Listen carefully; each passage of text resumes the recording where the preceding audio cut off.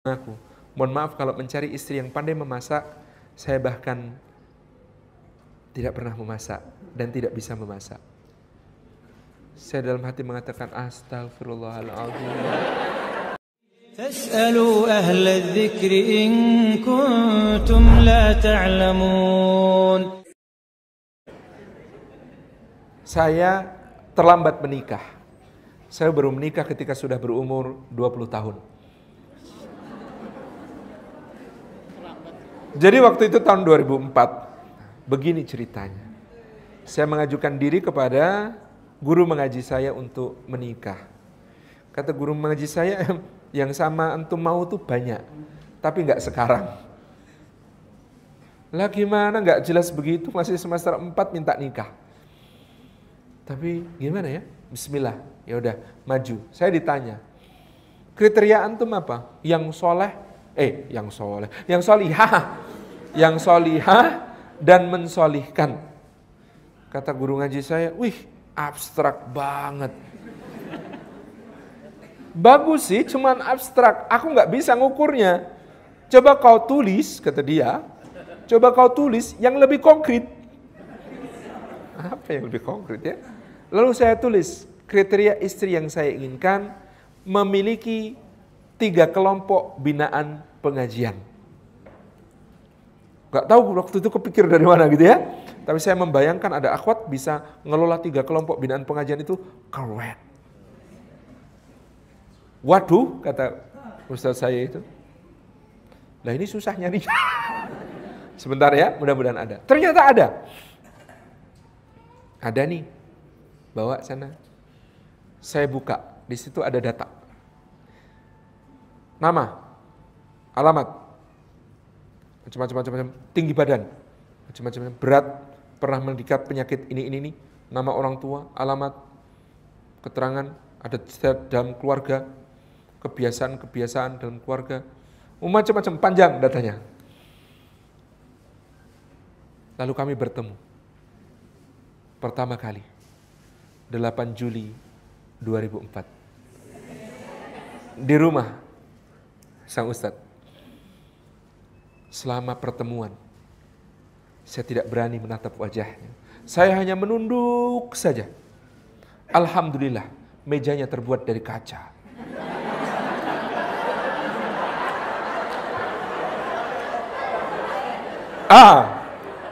Ini ada dalilnya.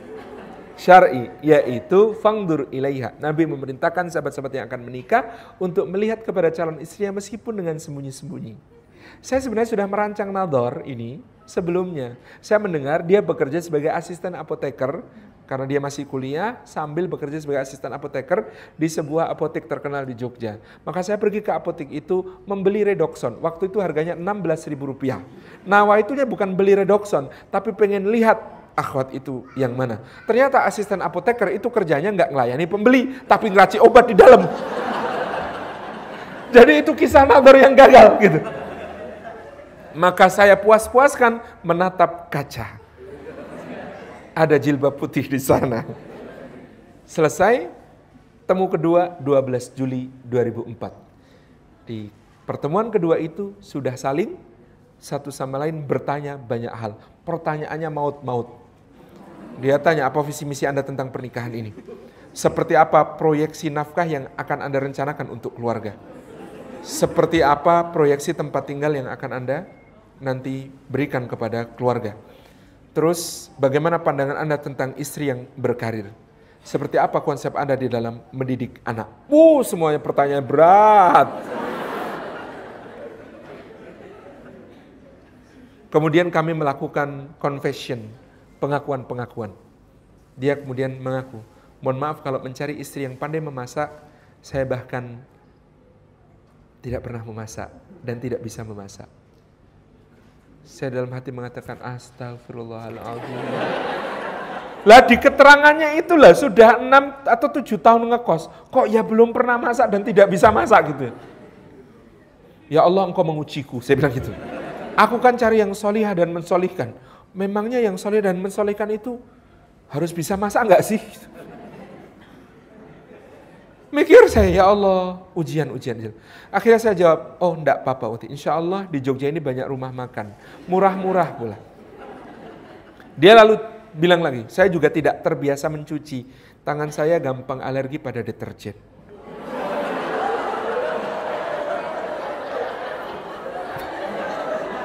Saya kemudian mengatakan, ya Allah.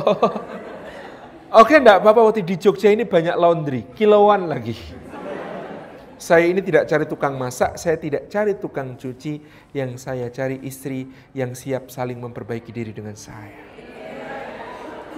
Akhirnya kemudian dia, ya udah kalau begitu lamaran, khitbahnya kapan? Sesegera mungkin kata ustadznya.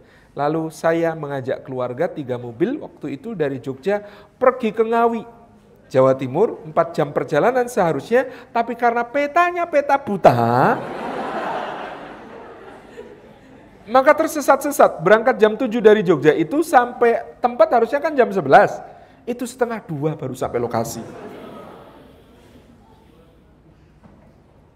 Kata Pak D saya, lah kamu itu mau ngelamar orang kok belum pernah ke rumahnya itu gimana tole? Gitu. Husnudon deh, husnudon, saya bilang gitu. Dah ketemu tempat, di sana disambut keluarga besarnya sama tetangga-tetangga, mukanya serem-serem. Saya tanya kenapa kok mukanya serem-serem gitu ya? Ternyata jawabnya karena belum makan, nunggu rombongan dari Jogja. Pantes. Akhirnya makan dulu semua. Makan dulu, habis makan baru kemudian khitbah disampaikan. Pak D saya tadi mewakili keluarga besar menyampaikan khitbah. Jawabnya dari pihak sana, dijawab oleh pamannya calon istri saya itu mengatakan, lamaran ini terima, alhamdulillah, tetapi untuk pernikahan kami berharap bisa dilangsungkan 2 atau 3 tahun lagi. Saya kemudian menguatkan diri, bismillah, la quwwata illa billah. Lalu saya ngomong ketika itu, Bapak mohon maaf, niat kami untuk berkhitbah ke sini melamar putri dari rumah ini adalah untuk segera menikah. Saya yakin jodoh saya sudah tertulis di Lauhil Mahfuz. Dan yang saya harapkan adalah segera melangsungkan pernikahan ini untuk menjaga diri dan agama saya. Kalau memang yang tertulis di Lauhil Mahfuz itu bukan Dwi Indah Ratnawati binti Muhammad Samiti, maka mohon doa restu, kami akan segera pulang undur diri dan doakan mudah-mudahan ketemu jodoh, mungkin di perjalanan pulang. Itu ada yang tersedak ketika minum. Bapak saya melototin saya, ngomong apa kamu? Tapi alhamdulillah calon mertua saya itu bijaksana. Dia berpikir ini makhluk langka, patut dilestarikan gitu kan. Ada cowok nekat banget gitu ya. Masih semester 4 ngelamar nekat mintanya segera. Gitu ya.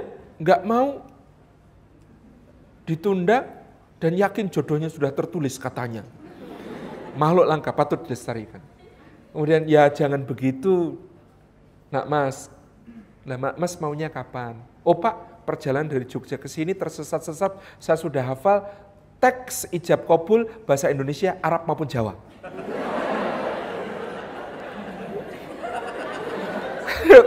Ya jangan sekarang. Kan ya perlu persiapan, masa kayak begini. Ya monggo Pak, persiapannya butuh berapa lama? Ribut kasak kusuk, bahas berbagai macam hal. Sampai akhirnya disepakati pernikahannya adalah 20 Agustus, sebulan kemudian. Karena saya tadi berpikir, ya Allah, nunggu 2 atau 3 tahun itu ujian. Ditolak juga ujian. Nah sama-sama ujian tinggal saya pilih, sabar pada yang mana. Nunggu 2 atau 3 tahun itu bisa saja sabar, tapi godaannya sudah definitif ya. Saya bisa mendapat godaan kiri maupun godaan kanan. Godaan kiri adalah, naudzubillah min dzalik, jatuh. Lawang ini sudah jelas calon istrinya yang itu, kita mungkin akan tertarik untuk semakin intens berkomunikasi. Dan siapa yang tahu bahaya di depan. Godaan kanan adalah dipertemukan dengan yang lebih baik. Terus nyesel, sudah ngelamar sana ini ada yang lebih baik gitu. Kan lebih repot lagi itu. Kacau hatinya itu. Udah saya nekat, pokoknya sekarang atau yang lain gitu. Insya Allah yang lain ada yang mau. Pede banget.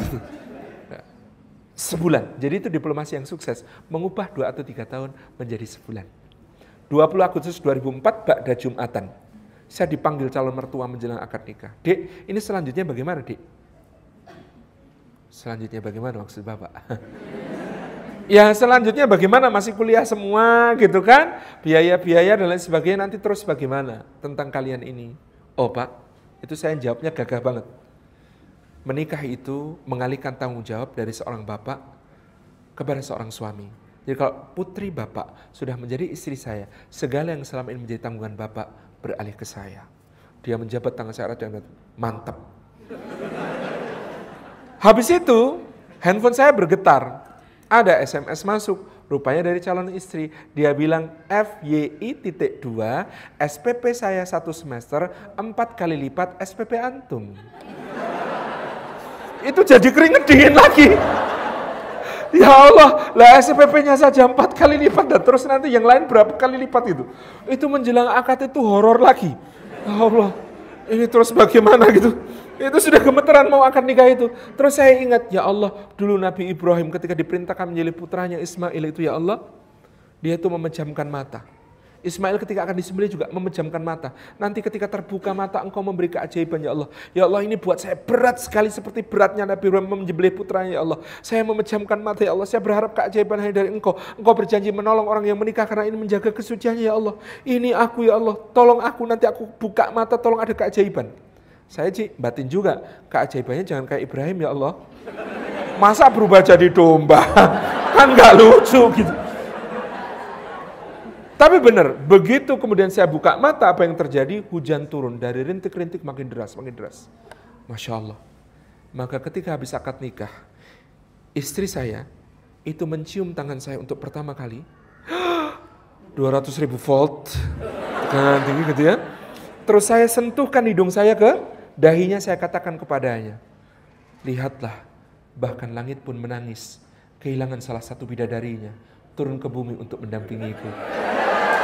Gombal pertama, fisabilillah. Akhirnya bisa gombal juga gitu. Subhanallah. Jadi teman-teman yang insya Allah yakin, Masya Allah, sampai sekarang itu kemana-mana saya selalu mengatakan kepada dia, istriku, di hadapanku ada ratusan bidadari, gemerlapan bagaikan bintang gemintang. Tapi andai kau hadir di sini, istriku sayang, mereka semua akan hilang terbenam. Seperti bintang-bintang tak tampak lagi ketika mentari terbit meninggi. Istriku, engkaulah matahariku. Dia jawab, oh jadi aku panas. Terima kasih. Assalamualaikum warahmatullahi wabarakatuh. Alhamdulillahi Rabbil Alamin.